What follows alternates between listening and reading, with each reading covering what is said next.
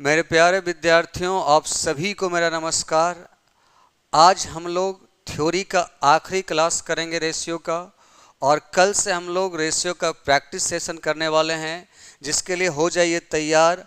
और सारा वीडियो एक बार रिवाइज कर लेंगे तो ज़्यादा अच्छा रहेगा, ताकि सारा थ्योरी आपके दिमाग में रहे और कल से आप प्रैक्टिस पे एकदम स्पीड, हाई स्पीड से आप क्वेश्चन को बना सको।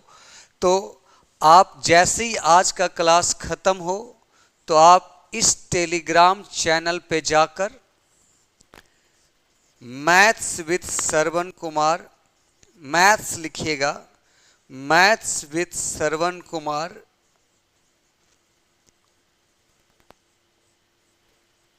को ज्वाइन करना है।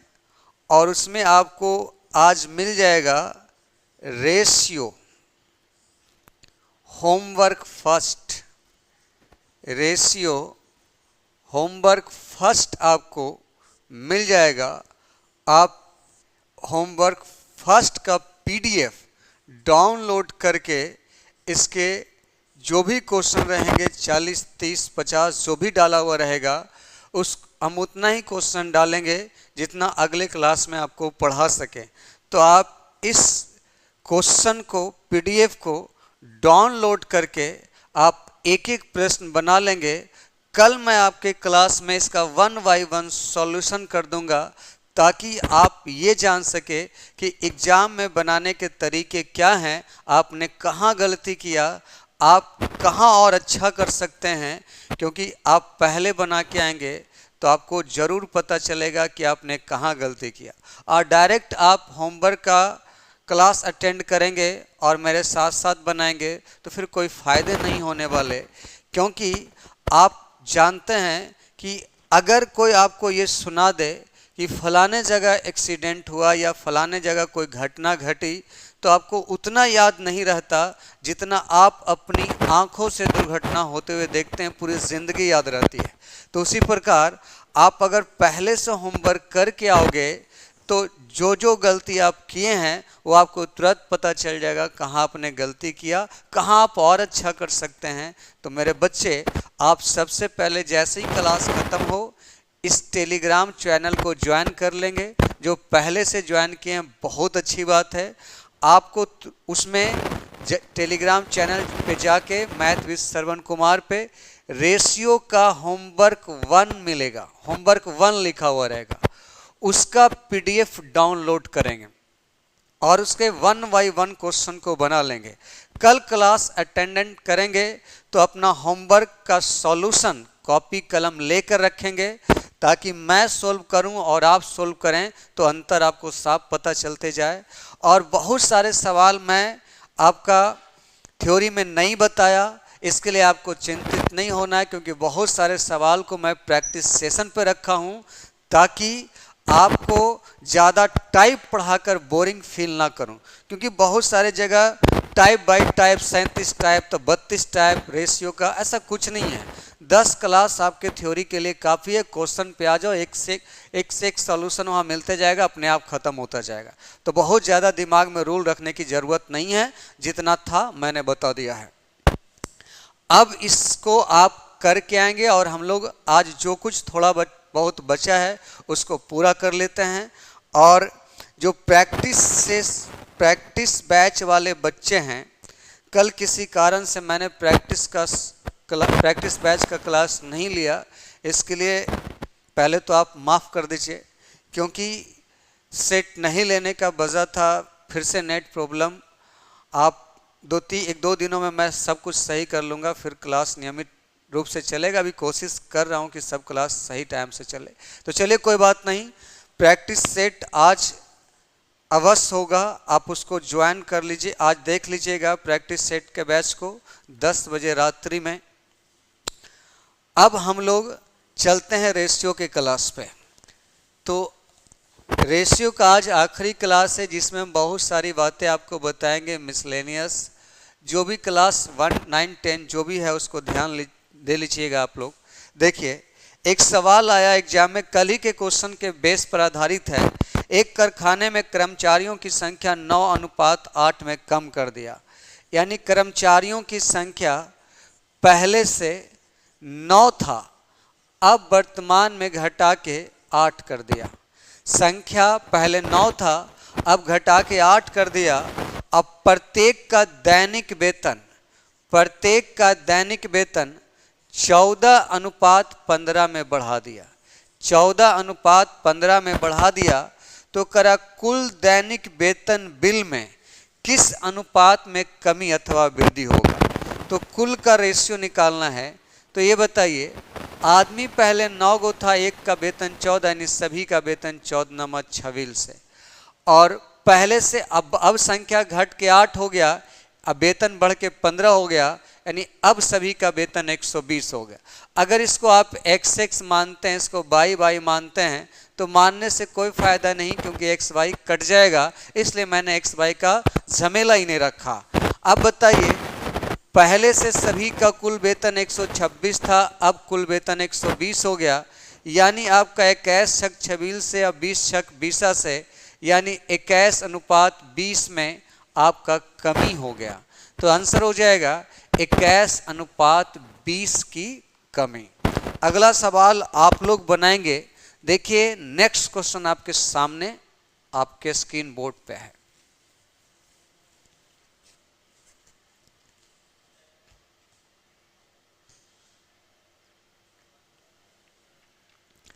देखिए, एक कर्मचारी की संख्या 8:5 में कमी कर दिया और प्रत्येक का वेतन 7:9 में बढ़ा दिया। परिणाम स्वरूप सभी कर्मचारी के वेतन की कुल राशि में क्या परिवर्तन आएगा। तो देखिए, कुल जो वेतन आएगा वो पहले का 56, क्योंकि 8 आदमी, एक का वेतन 7, तो 8 सते 56, और अब हो गया 9×5=45, तो फिर से 56:45 में कमी हो गया, और ये आपका 56:45 में कमी होगा। आप अपने आंसर को सुधार लीजिएगा, ऑप्शन सी। अगर ठीक ऑप्शन है तो सी आंसर हो जाएगा। देखिए, इसमें आंसर सी हो जाएगा, मैंने सुधरवा दिया है, 56:45 में कमी होगा, तो ऑप्शन सी जाएगा। नेक्स्ट सवाल देखिए, लिखा है कि किसी आयत की लंबाई में 6:7 में वृद्धि हो गया, यानी पहले से लंबाई 6 था, बाद में लंबाई 7 हो गया। अब कहता है कि उसकी चौड़ाई में 5:4 में कमी हो गया। लंबाई बढ़ गया, चौड़ाई घट गया, तो क्षेत्रफल में क्या होगा। आयत का क्षेत्रफल होता है लंबाई गुना चौड़ाई, तो लंबाई गुना चौड़ाई 30, यहाँ लंबाई गुना चौड़ाई 28, तो क्षेत्रफल 15:14 में आपका घट जाएगा। Option is going to be b option होगा। चलिए आगे देखिए, नेक्स्ट क्वेश्चन है। देखिए, किसी फैक्ट्री में मजदूरों की संख्या 10:9 में कम कर दिया गया। 10 था, 9 कर दिया गया संख्या, और प्रत्येक का जो वेतन है वो 4:5 में बढ़ा दिया गया। कह रहा है, यदि पहले कुल मजदूरी 3600 था, पहले कुल मजदूरी 3600 था, तो बाद में सभी मजदूरों की कुल मजदूरी क्या होगा। आप सबसे पहले कुल निकाल लीजिए, 40:45, क्योंकि ये पूर्व है, ये वर्तमान है।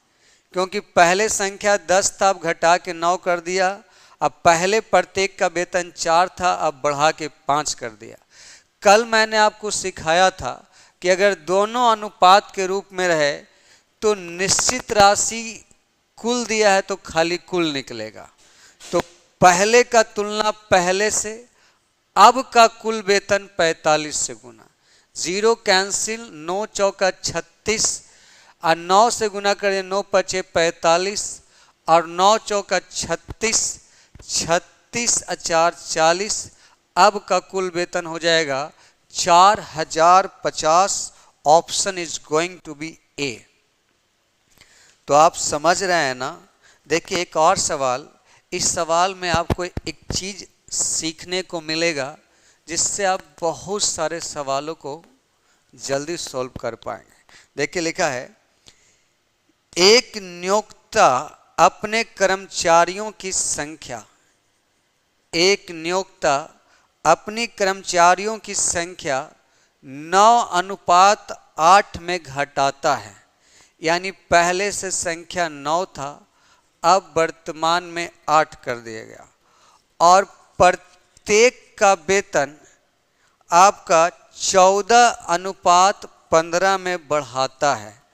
कहता है यदि प्रारंभिक बिल 18,900 रुपये था तो वेतन बिल किस अनुपात में कम हुआ।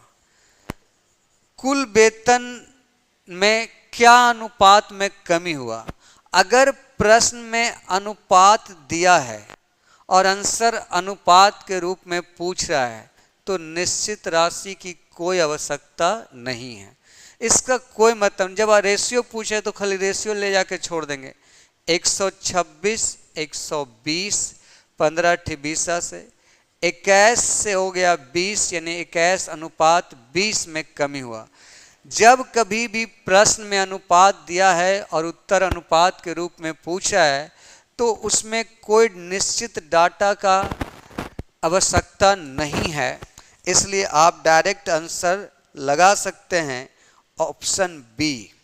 तो इससे एक प्रश्न आप सीख पाए हैं कि अगर प्रश्न में अनुपात दिया रहे और उत्तर अनुपात के रूप में पूछे तो हमें निश्चित डाटा का कोई आवश्यकता नहीं है। जैसे कि देखिए आपका सवाल पे अगला क्वेश्चन ये है कि 9900 रुपया को ए बी सी में इस प्रकार बांटा गया है कि ए का भाग बी और सी के कुल भाग का 3/7 है, यानी 3:7 है। क्योंकि ए बटा बी को ए अनुपात बी भी लिख सकते हैं आप। आगे लिखा हुआ है ए बी का भाग ए तथा सी के कुल भाग का 4/11 है, यानी ए सी का कुल भाग 11 और बी का 4।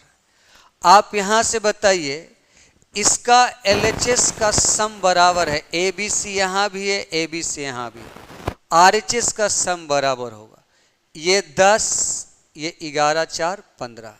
सेम करने के लिए 3 से गुना, यहाँ 2 से गुना, ऊपर 3 से और नीचे 2 से। अब देखिए हमको ए बी सी निकालना है, तो जब ए अनुपात बी अनुपात सी निकालना है तो हमको निश्चित डाटा का कोई आवश्यकता नहीं है, डायरेक्ट लिख सकते हैं। ए का वैल्यू 9, बी का वैल्यू 8 और देखिए बी सी 21 है, बी सी 21 है तो बी 8 हो गया, तो 8 में कितना जोड़ेंगे कि आपका 21 हो जाए। तो देखिए 13, 13 8 21। ऐसे भी कह सकते हैं ए सी 22 है तो 9 में कितना जोड़ेंगे कि 22 हो जाए, तो 13, और आपका आंसर हो गया 9:8:13। तो इस बात का ख्याल रखिएगा कि अगर प्रश्न में रेशियो दिया है और आंसर भी रेशियो में ही मांग रहा है तो निश्चित डाटा का कोई भी आवश्यकता नहीं है। तो अब आपके दिमाग में आएगा कि अनुपात के रूप में प्रश्न कितने प्रकार से पूछा जा सकता है। तो आपके लिए मैं बता दूं आपको, अनुपात के रूप में प्रश्न 3 प्रकार से प्रश्न पूछा जा सकता है। एक तो डायरेक्ट बोलेगा अनुपात क्या है, एक बोलेगा बट्टा के रूप में, ए बटा बी के रूप में, यानी ये बोलेगा ए बी का कितना गुना है, सी बी का कितना गुना है, या कितना गुना कम है, कितना गुना अधिक है, या तो कितना परसेंट गुना कितना परसेंट है, कितना परसेंट कम है, कितना परसेंट अधिक है, ये सब अगर आपके प्रश्न में है और प्रश्न पे रेशियो परसेंटेज वगैरह दिया है तो निश्चित राशि का कोई आवश्यकता नहीं है। चले एक दो तीन सवाल और लेते हैं हम। जैसे देखिए आपके सामने एक प्रश्न है कि 31,563 रुपया को ABC में इस प्रकार बांटिए कि A प्लस B अनुपात B प्लस C अनुपात C प्लस A बराबर 6:7:8 और आपसे पूछा है ABC का रेशियो। तो प्रश्न में रेशियो दिया है, आंसर रेशियो में पूछा है, इस डाटा का कोई आवश्यकता नहीं है। आप देखिए कैसे रेशियो निकाल लेंगे फटाक से। LHS में अगर आप सब रेशियो को ऐड करिएगा तो 2 गो A आ जाएगा, 2 गो B भी आ जाएगा और 2 गो C भी आ जाएगा। सही है। और यहाँ देखिए 8 7 15 6 21, 2 काट देंगे 10.5। अब आप यहाँ पर ध्यान दो कि ABC 10.5 है जिसमें AB 4 है। अगर ये AB 4 है और ABC 10.5 है मतलब C 6.5 है। देखिए 6 4 10 10.5। अब देखिए B और C आपका कितना है 7, B और C 7 है यानी E 0.5 हो जाएगा। एक बार फिर से देखिए, जोड़ने पर 2 गो A 2 go B 2 go C आएगा, 21 आ गया, जोड़ने पर काटेंगे तो 10.5। यहाँ देखिए A प्लस B, अरे सॉरी AB 6 है, A प्लस B कितना है 6। अगर A प्लस B 6 है तो C हो जाएगा 4.5, C हो जाएगा 4.5 क्योंकि 6 में 4.5 जोड़ेंगे तभी तो 10.5 होगा। और आगे देखिए B प्लस C 7 है रेशियो पर, B प्लस C कितना है 7, यहाँ पर C 4.5 तो ये हो जाएगा 2.5। देखिए 4.5 और 2.5 7 हो गया। आगे देखिए AB आपका 6 है तो 6 AB तब होगा जब 2.5 में आप जोड़ देंगे 3.5। अब आप ध्यान से देखिए, दशमलव कैंसिल, 7 पचे 35, 5 25 और 9 पचे 45, 7:5:9 आपका उत्तर हो गया। Option is going to be c. तो जब कभी भी प्रश्न में अनुपात दिया रहे और उत्तर भी अनुपात के रूप में पूछे तो निश्चित राशि का कोई ज़रूरत नहीं है। जैसे कुछ और सवाल लेते हैं। देखिए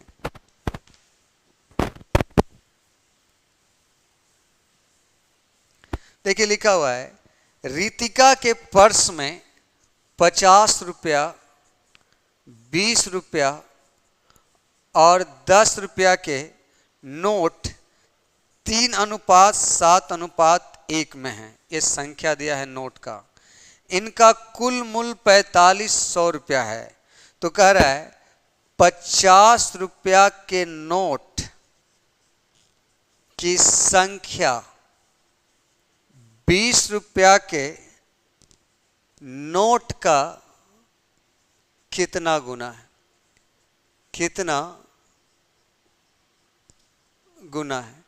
तो ध्यान दीजिए, जब आपके प्रश्न में रेशियो दिया है और आपका प्रश्न में 2-3 प्रकार से पूछे कितना गुना है, कितना कम है, कितना अधिक है, कितना परसेंट है, कितना परसेंट अधिक है, कितना परसेंट कम है या क्या अनुपात है, इस सब का एक ही मीनिंग होता है कि प्रश्न आपसे अनुपात के रूप में पूछा है। और जब कभी प्रश्न अनुपात के रूप में पूछा है तो निश्चित राशि का कोई ज़रूरत नहीं।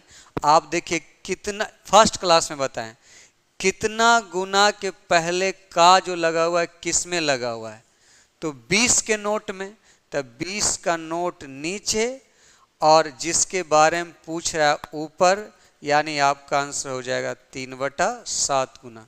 कितना आसान और सरल हो जाता है अगर प्रश्न के थ्योरी को आप आराम से समझ लेते हैं। नेक्स्ट सवाल देखिए।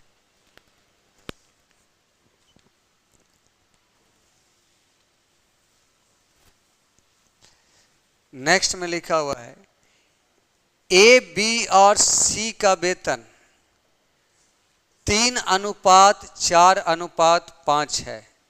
कह बी और सी का कुल योगफल 18,000 है, 1,80,000 है। तो ए का वेतन सी के वेतन से कितना प्रतिशत कम है, कितना प्रतिशत कम है। तो देखिए, जब कभी भी प्रश्न में कितना परसेंट कम, कितना परसेंट अधिक, कितना गुना कम, कितना गुना अधिक, कितना गुना, कितना परसेंट या क्या रेशियो है, तो निश्चित राशि से कोई मतलब नहीं। कितना प्रतिशत के पहले से लगा हुआ है, किस में लगा है, सी के लिए। तो सी नीचे और ए सी से कम पूछा है, तो ए सी से कितना कम, 2% के लिए 100। आपका आंसर हो जाएगा 40%। यानी ओवर इन ऑल ये कि अगर कभी भी आपके प्रश्न में अनुपात दिया रहे और उत्तर भी अनुपात के रूप में पूछे तो निश्चित राशि का कोई मतलब नहीं, आप अनुपातिक मान ही पुट करके आंसर ज्ञात कर सकते हैं। अब आपके सामने ये सवाल है कि प्रश्न कैसे पता करें कि अनुपात के रूप में पूछा जा रहा है। तो आपके सवाल के अंत में कितना परसेंट, कितना गुना या क्या अनुपात है लगा रहेगा। जैसा कि इस सवाल में कितना परसेंट लिखा, मीन्स प्रश्न अनुपात के रूप में पूछा जा रहा है। तो कितना परसेंट के पहले जो से आया है किसके रिस्पेक्ट में आया है, तो सी के लिए। तो सी हो गया नीचे, कम या अधिक माने अंतर, अंतर 2 का परसेंटेज लगा है तो 100 से गुना करिए, परसेंटेज नहीं लगा है तो 100 से गुना नहीं करिए। जैसे अगला सवाल देखिए।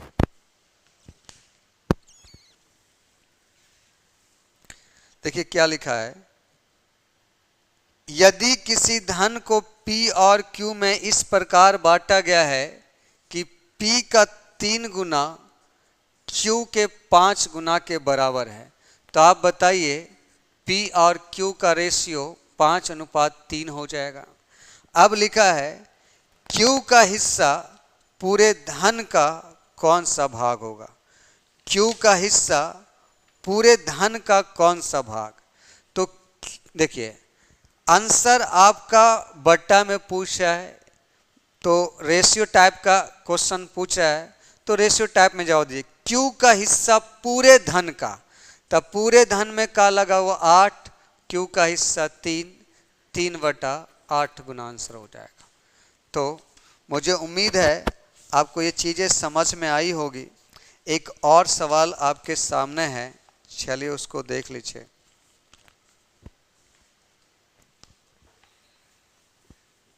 देखिए लिखा हुआ है 18,945 रुपया को ए तथा बी में 4:5 में बांटा गया।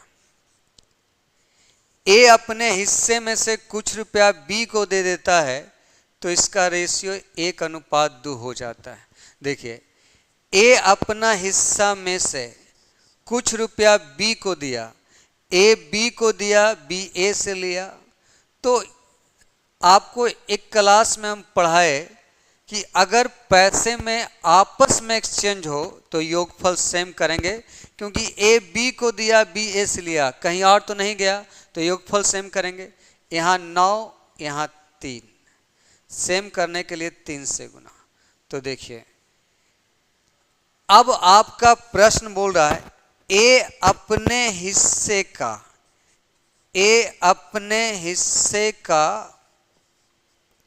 कितना गुना बी को देता है। ए अपने हिस्से का कितना गुना बी को देता है, ए अपने हिस्से का कितना गुना बी को देता है। तो देखिए, कितना गुना के रूप में पूछा है तो निश्चित राशि से कोई मतलब नहीं। देखिए कितना गुना के पहले जो का आया है किसके रिस्पेक्ट में आया है, ए का, तो ए का हिस्सा 4 था, ए का हिस्सा 4 था, वो नीचे चल गया। कितना दिया, तो ए के पास 4 था, 3 हो गया यानी 1 दिया। यहाँ देखिए 5 था, 6 हो गया, 1 लिया। तो ए अपने हिस्से का, तो ए का हिस्सा 4, कितना बी को दिया, तो 1 दिया, तो आंसर हो जाएगा 1/4 गुना। क्लियर है? तो आज का थ्योरी को मैं यहीं पे समाप्त करता हूं, क्योंकि आगे बहुत सारे मिसलेनियस सवाल हैं जिसको हम आपके प्रैक्टिस सेशन पे फिनिश करेंगे। तो प्लीज़ आज जैसे ही अभी क्लास ख़त्म होगा आप अपना पीडीएफ डाउनलोड करेंगे, और पीडीएफ डाउनलोड करने के बाद दिया गया होमवर्क का 1 बाय 1 सवाल बनाएंगे, और कल जब आप प्रैक्टिस सेशन पे क्लास करने आएंगे तो अपना किया गया होमवर्क और अपना पेन साथ में रखेंगे। तो आज का क्लास यहीं पे फिनिश, मिलते हैं कल। टाटा बाय बाय, और रात में प्रैक्टिस सेशन आज चलेगा।